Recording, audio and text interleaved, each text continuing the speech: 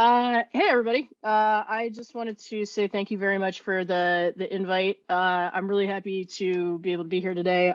One of these years I'm hoping to make it to Tel Aviv in person.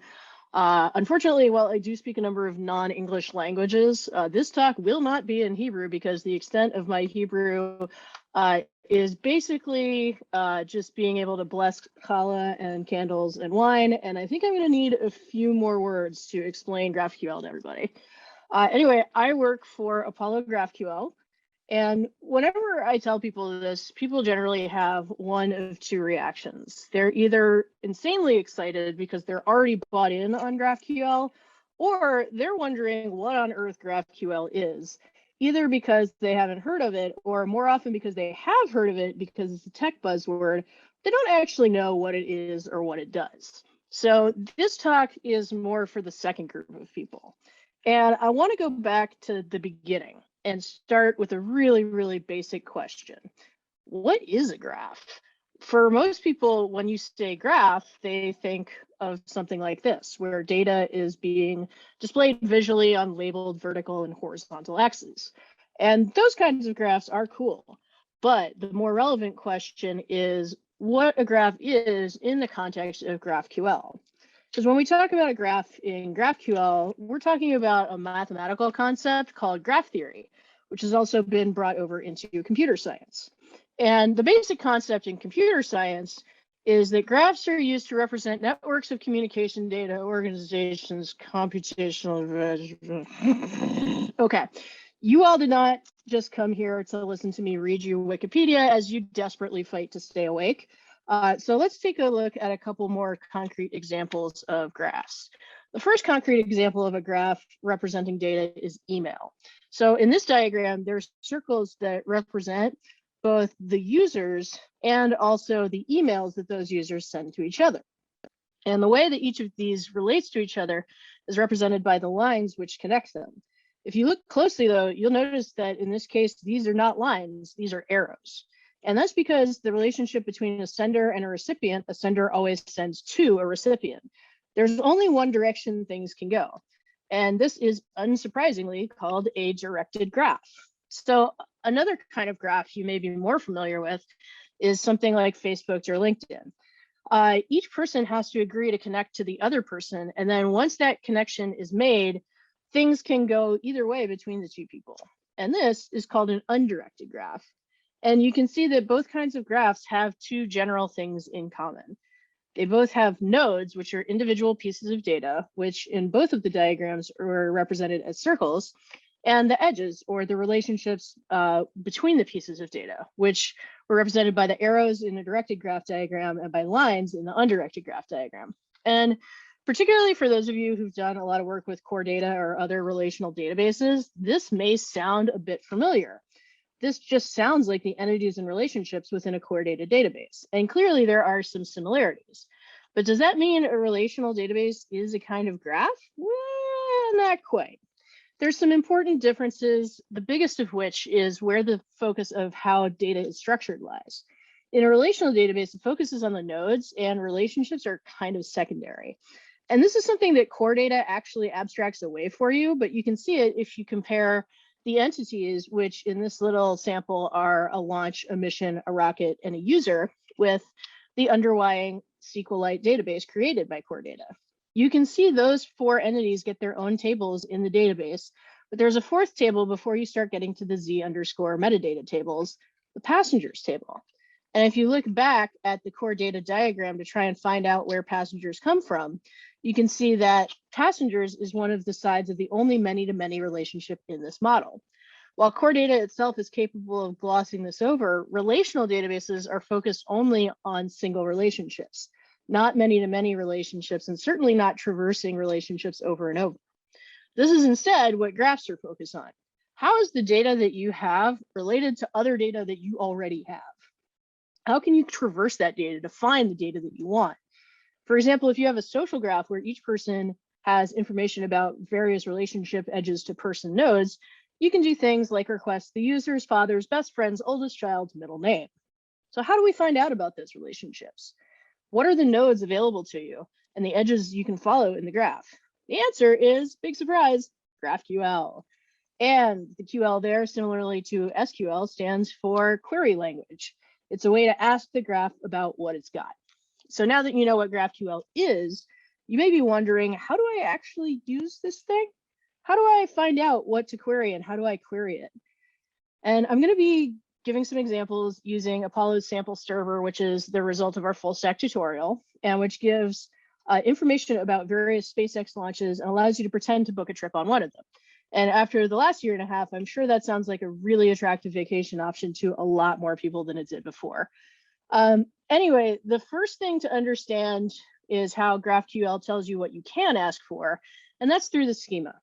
The schema is a definition of every node available to you and what properties it has, including properties that are essentially other objects, meaning there's an edge connection between them, as well as what operations are possible. The basic thing the schema does is define what it's possible to ask for, written as a sort of contract. And the schema is often written in a language called schema definition language, which is pretty similar to TypeScript, which is a thin typing layer on top of JavaScript. So here's part of the schema for our sample server, which, as I said, lets you learn about SpaceX launches and pretend to book a ride on one. And one thing that you'll notice real quickly is that this part of the schema is all about defining types. And this is where Swift and Kotlin developers get really excited because we really love the ability to have type safety. There's no more question of what type a particular item is going to be when it comes back from the server because there's a defined type it should be in a contract. So if that's going to change, the schema would also need to change. Now, you don't want to go around creating types out of absolutely nothing. So you'll notice that there are a few common types that not coincidentally line up pretty well with what you can get from JSON. And these are called scalar types. And they're basically the building blocks of the type system. You can build types out of these scalars, then out of those types, then out of those types, and you can have a fairly comprehensive type system fairly quickly. Now, one thing I do want to warn about is how optionals work with GraphQL, which I'm going to do in the form of a pop quiz. I'm sorry if this gives you flashbacks to high school. So the question that I'm asking is the following type optional? And the type is string with no annotations. And the answer, of course, is that it depends on whether you're working with Swift and Kotlin or with schema definition language directly. Now, you may think that I am trolling you because it depends is a horrendously senior developer answer, but the fact of it is there's a difference between Swift and GraphQL when it comes to optionals. In Swift, if you want something to be non-optional, you just write the type name with no annotations. For GraphQL, the way you annotate something as non-optional is to give it an exclamation point. And I know that the Swift developers in here are slightly horrified by this since you have been well trained to run screaming from force unwraps. In any case, the reason is that this is the way that it is for GraphQL is that types in GraphQL are designed to be nullable by default. So you need a different kind of annotation to indicate that a particular item is not nullable. So you're going to have to get used to that exclamation point not being wrong. Now, if you do want something to be optional in Swift and Kotlin, we have our good old trusty question mark indicating, well, we're not sure if it's there or not. And since things in GraphQL are optional by default, that means optionals in GraphQL have no annotations whatsoever. And this is definitely annoying to deal with. But at a certain point, after you work with it for a while and or you have a big enough glass of wine, it basically makes sense. So once your types are defined in your schema, it's time to define what operations you can actually do with them. This is basically defining where you can start getting into the graph. And there are three types of operation in GraphQL. A query allows you to say, please give me this data. In the case of our sample server, you can get information about launches in general, a specific launch, the current user, and how many trips have been booked in total. A query is by far the most common type of operation, to the point that the words query and operation are often used totally interchangeably, even though one is more of a subset of the other. And this is even true in Apollo's docs, which we're working on fixing, but it is a very common thing throughout the GraphQL ecosystem, so it is worth being aware of. The next most common type of operation is a mutation, which allows you to specify how you would like data to be changed and then gives you back the result of that change. In this case, you can book or cancel a trip and then receive a type response in return that you can then get whatever you want, then get whatever information you want from that You can log in and get an auth token as a string, or you can upload a profile image and get information about the current user. And these are all one-shot deals. You ask the server to make the change, it makes the change, and then it gives you back what you want. If you want something that updates more often, you want the third type of operation, the subscription, which allows you to be proactively updated when data changes on the server. Under the hood, this is generally done through WebSockets, though it doesn't necessarily have to be. And speaking of doesn't necessarily have to be, subscriptions are a really cool trick, but you need to be careful because not every server provides proper support for them, and you can really get yourself into trouble if you're not careful.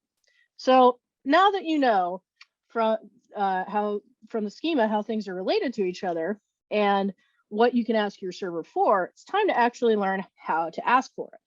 So we're going to start with something that's actually baked into almost every GraphQL server, and that's a cool tool called GRAPHOL or GraphQL. Nobody really seems to be able to agree on which it is. For the purposes of what we're doing today, let's call it GRAPHOL. One small piece of background to understand is that instead of having multiple endpoints the way REST does, there's only one URL for GraphQL, since the way that you ask for things is defined quite differently. I'm going to be walking you through that here in a bit, but for now, it helps to explain why for almost every GraphQL server, if you load the GraphQL endpoint URL in a browser, you'll see this page or something like it, which is the GRAPHQL tool. On the right, there are a couple of tabs, one of which shows the schema itself, and the other one, which shows the documentation generated from the schema automatically. Next, we'll move into the upper left section and look at how you actually write an operation using GraphQL. The first thing you have to do is declare that this is, in fact, a query. That way you're distinguishing versus a mutation or a subscription. Next, you can add parentheses to allow you to pass in a variable. The bit with the $ prefix is the actual name, the ID is the type, and again, that exclamation point is saying this is a non-nullable type. Next, you can start making the query. Now, remember, there's a list of possible queries that's defined in the schema, and this is using one of them. The unannotated ID parameter is the name. The ID with the $ in front of it is the variable that you just declared above. And you can see from the query definition that the type returned will be a launch. So you can use the definition of the launch type to see what properties of the launch are, and then access them through that level. Finally, you can look at the properties of the custom types like mission and rocket, and use those to pull out whatever properties you want of those types. So now you've got a whole query, and you're probably wondering how to pass in this parameter that was outlined earlier. In GRAPHQL, the answer is that there's a little section below the query where you can specify variables in a dictionary. In this case, there's a secret. ID is actually a type alias for a string, so you have to pass the identifier as a string. Next, moving back out to look at all of GRAPHQL, you'll see that big old play button right in the middle.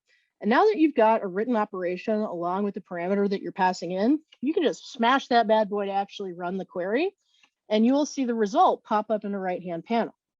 Now, one thing I want you to take particular note of is the shape of the response.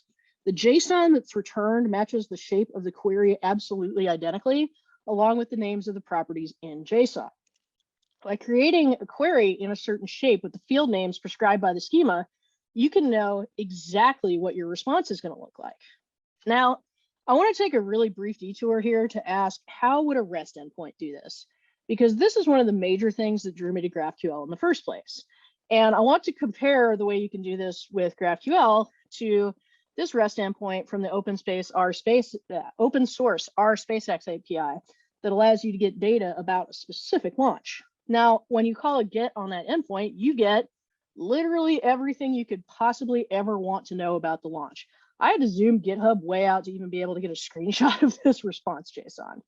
And really, if you're only going to be using the mission name and the rocket name, that's way too much stuff. With REST endpoints like this, you're going to waste your user's networking allotment and battery on a whole ton of data that you're immediately going to drop on the floor. With GraphQL, you're able to get exactly the data you need and only the data you need. And frankly, that's a lot better for everyone. And even if you decide when you look at the response, you know what? I don't like the name of this field called site. I want this to be called something else. You can do that really easily by doing something called aliasing, which allows you to change the name of the field that's returned to you. So now that you've got a schema that defines what's possible to ask for and a query that defines what you're specifically asking for, it is time to do some validation. So are you going to tell your code that it's awesome so that it feels better about itself and it builds on the first try? No, you are not. Validation is the ability to compare your operation to your schema and find out before you even lift a finger if what you're asking for is even possible. So GRAPHQL is very nice about this, and it allows you to get an error message that tells you why something won't work immediately as you type. But what if the same thing that powered this could validate, maybe not as you type, but could validate the GraphQL operations that are in your Xcode project? And once your operations were all validated, you had enough information with the types that are defined in the schema to generate all the code necessary for doing all of this in Swift, including the parsing code, and also in Kotlin. And that is where Apollo iOS and Android SDKs come in. Now, one thing to be aware of that's not part of the GraphQL spec specifically, but is required for both the iOS and Android code generation to work, is that this query that we've been working on so far is called an anonymous query because it doesn't have a name. In order to generate code that works with this query, we need to give it a name. I'm going to show you what we do with that name in a very shortened version of our generated iOS code that basically leaves out a bunch of messy stuff we're doing under the hood to make all of this work right now. So here's the nested class and structs that are created for the operation we've been looking at. The operation was named launch info, and it was a query. So the CodeGen automatically appended query to the end of it to make it clear in the class name what we're doing. The parameters name and type are both pulled from the query's declaration so that you can call this like a normal Swift class. Next, we have a nested class called data, which holds the parse response from the server. Now, you may be wondering why the return value here is optional. If you look at the definition of the query, you'll see that launch is unannotated, which means it's optional, which makes sense. If someone were to pass in an ID for a launch that didn't exist, you'd want the server to be able to return null for that. Anyway, that launch is of a type that's nested within launch info query and data. Why is it nested? Because it contains only the properties that were asked for in the launch info query. There are other properties on launch after all, but these are the ones that you asked for. You can't even try to access the isBooked property on this object because even though that's a property that exists in the schema, it's not a property that you got info for with this request. This helps you really easily figure out when you need to add new fields to your query. If you need a piece of data and it's not on the object, you need to add that field. And that's the same reason that the mission and rocket types are nested as well, to allow that level of granularity. And the best part of all this is that you don't have to write all this code. Apollo iOS and Apollo Android generate it for you. And that is the case for every single operation that you hand us. The more stuff that you switch from a REST endpoint that you are building out the boilerplate for, the less boilerplate that you personally have to write. You also don't have to write a URL session or for Android retrofit wrapper that properly formats everything to send to your GraphQL server, then parses the return values out of JSON into these generated types because Apollo's code generation and parsing already has all of that covered for you on iOS and Android. So you're welcome. Now, there's not a way for me to write everything that you need. You are going to have to write some code. And this is what it's going to look like in iOS. You have an Apollo client instance that you use to do operations. You hand it your constructed query, and then it goes out to the network and gets you a Swift result, which, like any Swift result, you start by switching on to see what you've got. And if you've got a failure, it's generally something that happened at the URL session level with loading or some kind of parsing error. And you can handle that error however you want, probably by doing something better than just printing it out like that I've done here. Up to you. In the success case, you actually get a GraphQL result. Now, wait, that seems a little excessive. You got a result that contains a result. Why is that? Now, the answer is that GraphQL allows you to return partial results when part of a query works, but another part of it didn't. So imagine in our world here that you're able to get most of the information about the launch, but for some reason, data for a rocket couldn't be loaded. And importantly, the rocket is a nullable property. In that case, you get both an error about why the rocket couldn't be loaded, maybe the microservice that deals with rockets is down, and you'd also get the rest of the data that you've asked for since it was possible to get it. Now, this optional chain here leads me to one quick pro tip, which is that you can use Swift or Kotlin extensions to handle nullability gracefully from the final call point. Now, you have to do this outside of the generated API files, which are constantly overwritten, but you can add an extension that turns a nullable property into a non-null property really easily, or moves things up to a higher level for better readability. Now, that's really starting to get down into the nitty-gritty of how to use things. So I want to zoom way, way back out for the last few minutes of this talk, because now that you know how it works, it's probably helpful for me to outline what GraphQL is really good for. I've already covered a big piece of this, which is that you can much more easily get the data that you want and only the data that you want, and not the data that every single application that would ever want to use a specific endpoint ever could possibly use. Another benefit of this is that adding stuff to a graph is much, much simpler than adding things to a REST API. And I have had this experience quite a bit personally. I suspect so have many of you.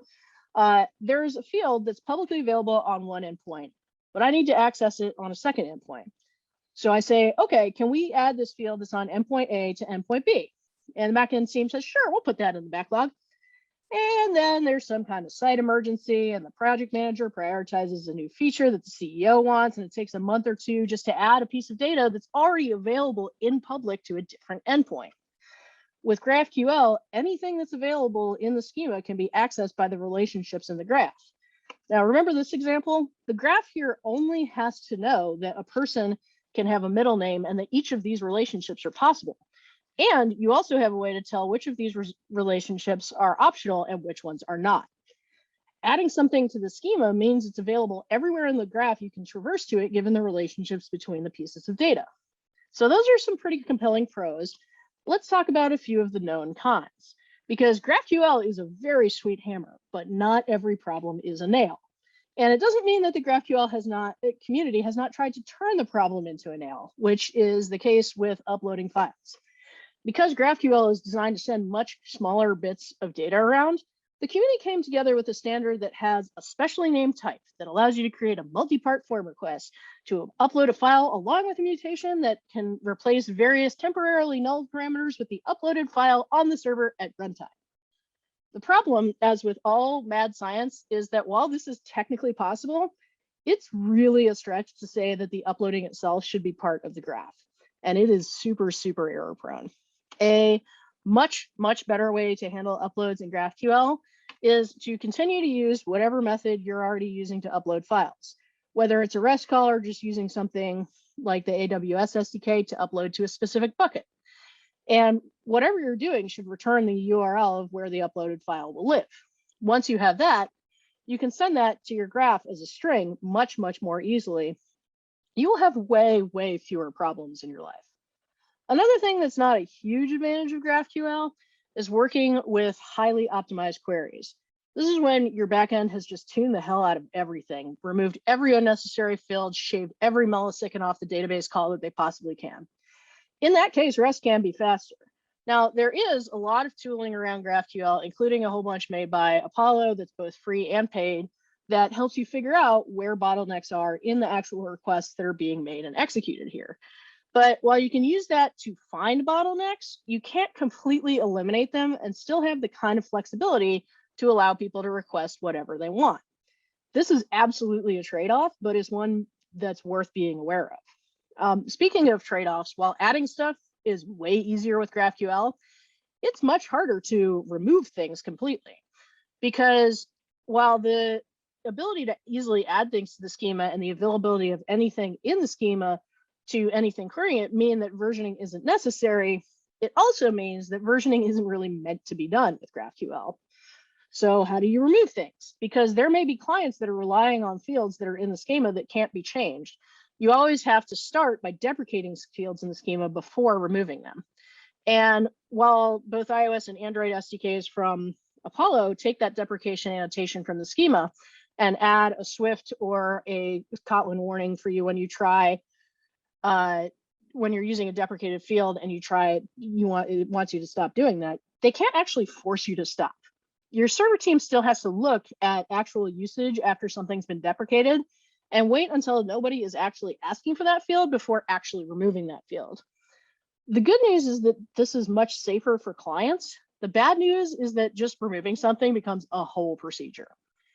Another thing that GraphQL isn't always good for is keeping your security super simple. And you may have already guessed this, because when I say that if you have access to a graph, you can ask for anything on it, developers get really, really excited. But the security teams tend to be somewhat horrified, because if you're used to just being able to slap a 401 unauthorized on any endpoint that needs to be protected, the fact that GraphQL has only one endpoint means that you're not going to be able to just return that kind of status code willy-nilly. You're going to have to think on a more field-by-field basis about who should have access to what, and work with your backend team to make sure that that works well for everyone. Oh, and just as a pro tip, schema introspection is on by default unprotected. That means that anyone who knows the way to get a GraphQL server to return information about its schema can get your schema really easily. You probably want to make sure there's at least some kind of API key needed to get that information. So we have at last reached the part of the talk where I'm going to try to tell you what I told you in a way that makes some of you remember it. First, a graph is a way of thinking about data pieces and how they're related. GraphQL lets you ask for information about what is in your graph and how it's connected, which is defined by the schema along with the types and relationships between your pieces of data. You can then use operations to specifically ask for exactly the data that you need and receive only that data back. And remember that, as with any tool, GraphQL has a lot of stuff that it can do well. That's not literally everything. Be aware of its strengths and its weaknesses and use them wisely. If you're interested, after listening to all this, in trying out the Apollo iOS or Android SDK, we've got tutorials available at these URLs. And now I am happy to take any questions. Thank you very much, Ellen.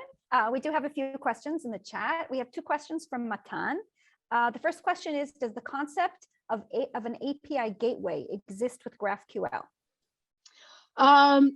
So I guess when you mean API gateway, are you talking about sort of like a single API gateway that would allow you to talk to multiple? Yeah, go ahead. I think you kind of answered it, because my next question is like, how do you support versioning, and like what happens when you make changes? Like in an API gateway, you would have like a V1 or a V2. Yeah. So that you kind of explain. Yeah, you touch up on that later. Yeah, we definitely have support for a gateway that allows you to and a router that allow you to essentially combine, like, this is something that Apollo calls federation, and there's a couple other groups that have something similar, where you're able to basically take multiple subgraphs and combine them into one supergraph that is what you wind up giving to people who can access your API publicly, generally your mobile team. And then that way, what that allows you to do is sort of have your client-facing graph have that contract be there, but there's not necessarily anything that is like written in stone about how any of those microservices have to be structured. It's only what the eventual output is that needs to not change. And that's something where that's some stuff that we definitely have working, but and that's sort of what we refer to as a gateway. But in terms of like versioning and stuff, that's just the idea with GraphQL is that you shouldn't need to do versioning. I've certainly seen plenty of people who have have named like particular fields like, user V2 or something like that, which is not encouraged, I think would be the way that I would put it. But it's definitely something where I think different groups who have had long running graphs handle it differently, but the design is definitely that, like, you should not need to do that. Got it. I have another question. So in terms of modeling your database, this would be closer to a SQL database than a NoSQL database, right? Like no data duplication and like more schemas. The idea is that, the idea is that you should be able to use whatever type of database you want. We have plenty of people who are using GraphQL with like NoSQL databases backing them. In terms of what we're using we do have a sort of sub library that is storing stuff locally on iOS with SQL. I think we're looking at potentially adding, and this is like long term, so I don't think it's going to be anytime soon, but potentially adding an ability to use like a couch DB or something like that. That's like oh God, why am I blanking on what it's called? Not relational database, No SQL. unrelated database, no Yeah. SQL. Yeah. Yeah. Yeah. So yeah, so it'll be interesting to see how that goes. But you know, in terms of how everything is structured on the back end, I don't think there's really a particular preference. It's more about how, it's more about how sort of everything winds up resolving itself. Everything goes and fetches. It can fetch from any type of database that it wants to. Thanks. Yep. Great. And we have another question here from David. Is there any way to subscribe to changes in data? Yeah, that's the so the subscription type is designed to allow you to subscribe to changes in data. That's something that has to be sort of made part of your schema.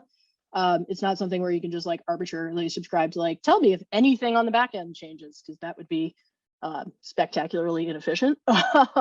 But it is something where, you know, if your backend team makes a subscription available, that means that you're able to get changes pushed out. And that's definitely something where we've particularly seen, like, you know, stock market apps and other things where there's just like really high frequency changes that are happening, have that be really, really helpful. Does that answer the question? Whoever asked. Yeah, here he just said great thanks inside of the chat. Cool. Thank you. And that was we recently moved all of our in Chegg, all of our APIs to GraphQL under one graph architecture. And I think you just first, it's a life changer. It's much easier. Yeah. And I think you just saved us hours of explanation to like new employees about GraphQL. Yeah. Yeah. Well, thank you. Yeah, it's definitely something where, like, I know it took me a while to like wrap my head around like all of the benefits of it. And I hope that this is something that sort of helps boil down a lot of that, because I think it is something where, you know, it's a new technology, especially because, you know, people who have become developers in the last like decade and a half have really just sort of been brought in to sort of say, oh, okay, well, the way that you move data around is through REST. And, you know, obviously REST has its advantages and disadvantages, but I think, you know, a lot of people have seen some of the same disadvantages that do happen. And I think that's part of why GraphQL even exists, is because people are trying to solve for how do we deal with these disadvantages. Okay, well, thank you very much. Again, we appreciate you joining us early in the Thanks for having morning. me. Thanks a lot. It's like noon in my time zone, so you're fine.